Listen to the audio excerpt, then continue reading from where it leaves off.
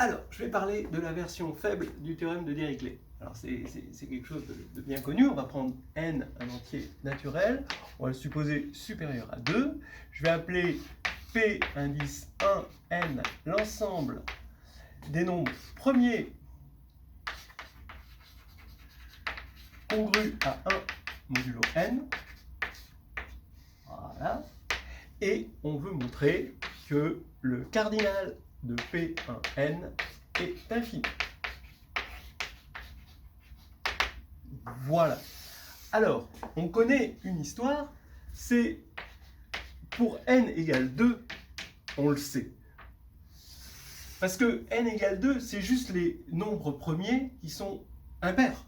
Et si c'est les nombres premiers impairs, eh ben, c'est à part 2, c'est tous les nombres premiers. Donc à part un nombre fini, c'est tous les nombres premiers. Et donc ça, c'est infini, ça, c'est une vieille preuve d'Euclide. Et ce que j'aime bien dans la preuve que je vais montrer, c'est que c'est une preuve qui suit la preuve d'Euclide, voilà, finalement pas à pas, mais en remplaçant, en faisant intervenir ce qu'on appelle les polynômes cyclotomiques.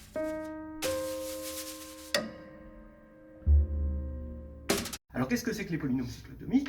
Eh bien, il se trouve que par récurrence, on peut montrer que xn-1, c'est un produit de polynômes, ici, phi d, avec d divise n.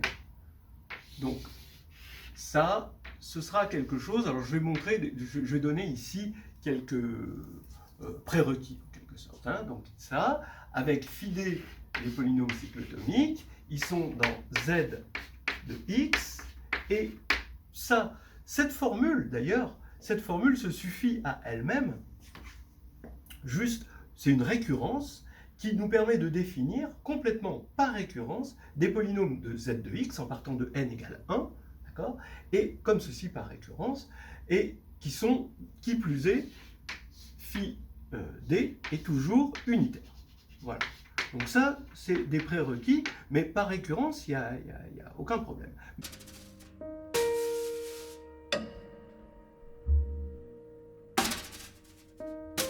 Maintenant, deuxième prérequis, c'est que quand on va aller de z de x dans z sur pz de x, donc ça, on a un anneau de polynôme sur z, un autre polynôme sur z sur pz, qui a un polynôme p associe p bar, c'est-à-dire qu'on prend tous les coefficients de p et on les réduit modulo petit p, alors ici, on obtient un morphisme d'anneau. Alors le fait que ce soit un morphisme additif, c'est évident, hein, mais le fait que ce soit un morphisme multiplicatif, ça vient en gros du fait que quand on regarde les coefficients de PQ, le kème coefficient de PQ, eh bien c'est un produit de Cauchy, c'est une somme des coefficients, on va dire S de P, fois le coefficient, on va dire K-S de Q, comme ceci, avec S, S égale 0 à K. Et donc, quand on va prendre le bar ici, on prend le bar ici, et en prenant le bar ici, on prend le bar ici, on réduit ici, ce qui fait que l'image du produit, d'accord, ça c'est l'image du produit, et bien ici ça va être le produit des images, parce qu'on retrouve un produit de Cauchy ici, des polynômes P bar fois Q bar. Donc voilà, ça va être les prérequis.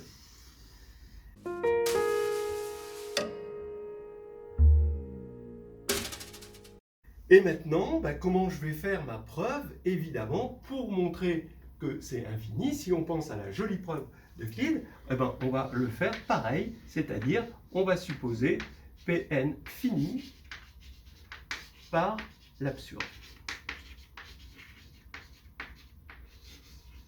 Voilà. Alors, un premier petit lemme que je propose, c'est le suivant. Je suppose que P est un nombre premier, quelconque, qui ne divise pas petit n. Alors, si phi n de A pour un certain A dans Z bar est égal à 0, A bar, donc c'est pour un A dans Z, hein, A bar est d'ordre n dans Z sur PZ. Voilà. Ça va être quelque chose d'important. Alors pourquoi c'est vrai? On va prouver le lemme. Bien, d'abord, on va avoir xn moins 1 qui est égal au produit des phi d. Donc, avec d divise n. Donc maintenant, en mettant un bar, d'après ce qui est ici, on peut mettre un bar ici. D'accord? Donc, ce qui veut dire que si, en évaluant en A, le fait que phi n de A soit égal à 0, ça implique, d'accord? Ça implique que xn an, on évalue juste ça, et ça va nous donner a bar n moins 1 est égal à 0. Donc déjà, n est un bon candidat pour être l'ordre. Mais maintenant, il se peut, donc supposons que, donc on sait que l'ordre maintenant de A divise n. Donc maintenant on va l'appeler, je ne vais pas l'appeler D, je vais l'appeler D'. Supposons que D' divise n et avec D' strictement différent de n. Alors dans ce cas-là, qu'est-ce qui va se passer? On va avoir xn moins 1 ici, donc ce polynôme. Bon, on va dire que c'est le polynôme xn moins 1, hein. On peut mettre le 1 bar comme ça. Ça va être égal à phi n bar fois ici x d' moins 1, parce que là-dedans, je vais avoir tous les polynômes phi bar avec des k divisant d', et donc je reprends cette formule-là, d'accord? Je dis que x d' moins 1 est égal à pi au produit des phi k pour k divise d'. C'est exactement la même formule où j'ai changé n en d'.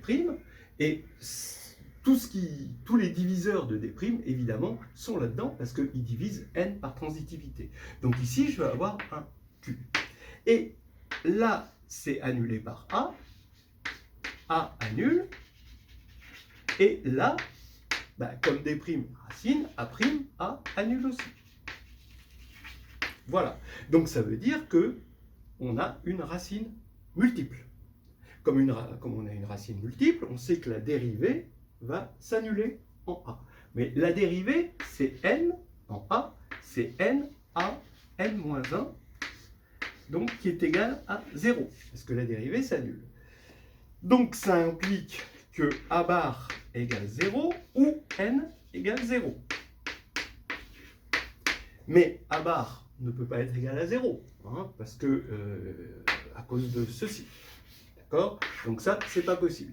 Et n ne peut pas être égal à 0 parce que P ne divise pas n. Donc ça, c'était l'hypothèse. Donc ici, on a montré ceci, on a l'ordre. Donc maintenant, le résultat, lemme encore, ou corollaire, on va l'appeler corollaire, si il existe A bar dans Z sur PZ tel que phi n bar de A bar égale 0, donc si on trouve une racine de phi n, eh bien on peut affirmer que Pn divise P-1. Oui, puisqu'on a trouvé un élément qui est non nul, donc on est dans Z sur PZ étoile, qui est d'ordre P-1, et on a trouvé un élément d'ordre n dans un groupe d'ordre P-1. Donc comme l'ordre d'un élément divise l'ordre du groupe, eh bien j'ai forcément n qui divise P-1. Et donc j'ai bien que petit p va appartenir à, en particulier, P1n, puisque c'est un nombre premier qui est congru à 1 modulo n. D'accord? Donc maintenant, il n'y a plus qu'à construire ces choses-là. Donc maintenant, je vais poser A, on pose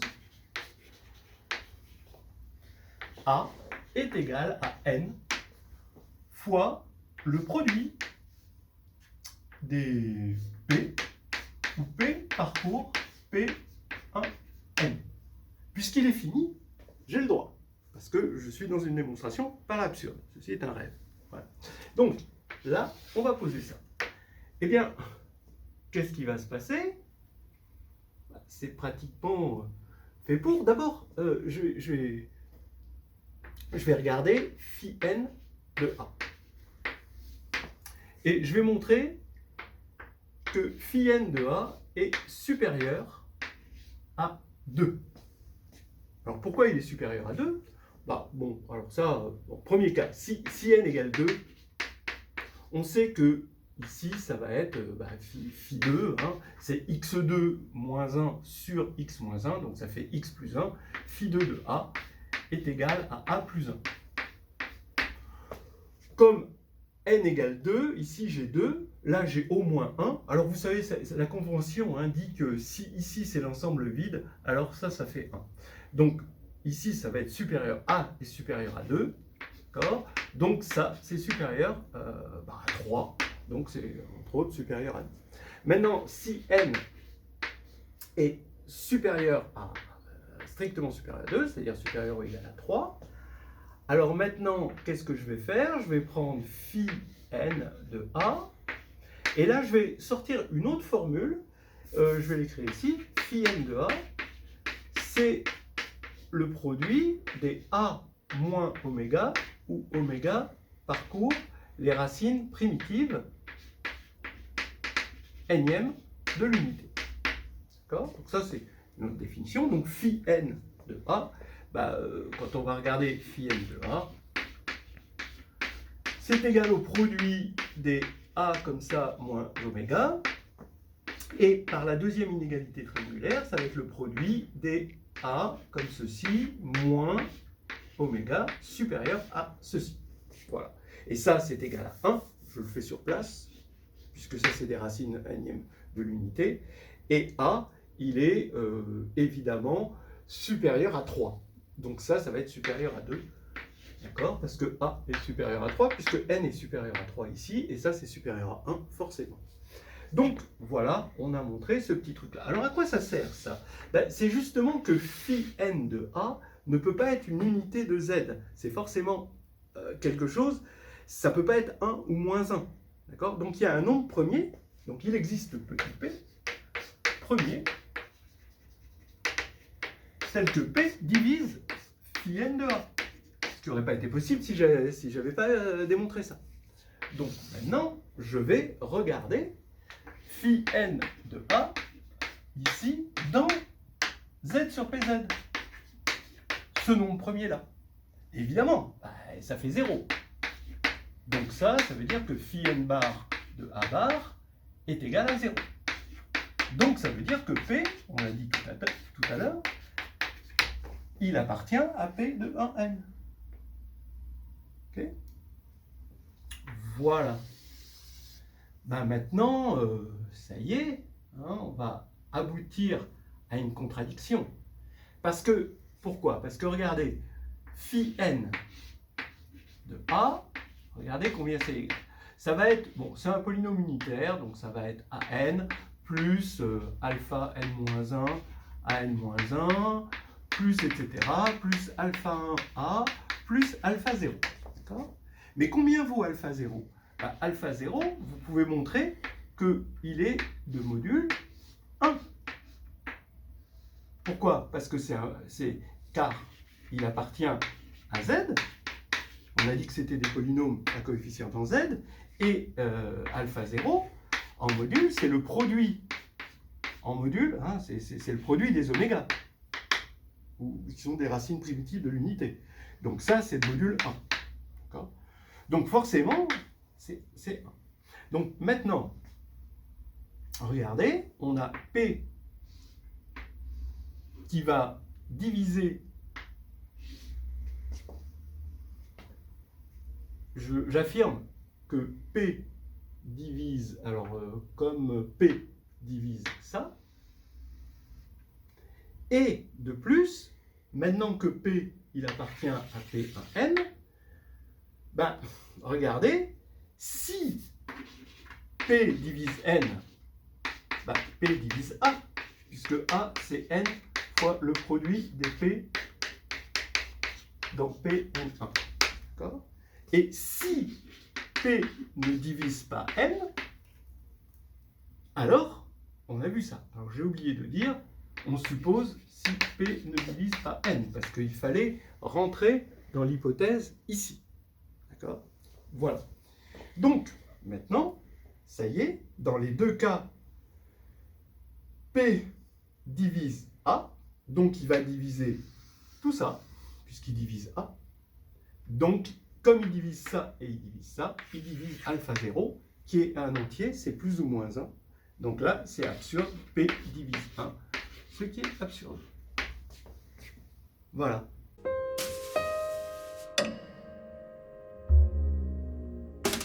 Donc, maintenant, je veux juste dire la chose suivante. Regardez, c'est bien la preuve d'Euclide qu'on est en train de l'infinité, sur l'infinité des nombres premiers. Parce que, qu'est-ce qui se passe? Qu'avait fait Euclide? Il avait supposé que c'était fini et il avait pris les nombres premiers, mais à la fin, plus 1. Donc ça, c'est tous les nombres premiers. D'accord? Donc finalement, ça veut dire qu'il avait pris les nombres premiers impairs,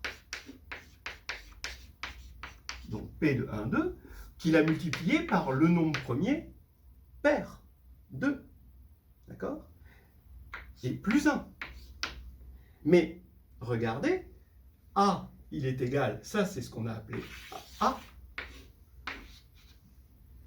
Quand on a écrit A ici, et c'est A plus 1, donc c'est phi2 de A. A plus 1, c'est phi2 de A. Donc on regarde vraiment phi n de A. En fait, Euclide avait pris le deuxième polynôme cyclotomique, sans le savoir certainement, hein, appliqué à ça. Et donc cette preuve est juste la preuve qui remplace A égale 2 produits ici par ceci, c'est complètement naturel, et phi2 par phi n. Et c'est tout. Et c'est terminé.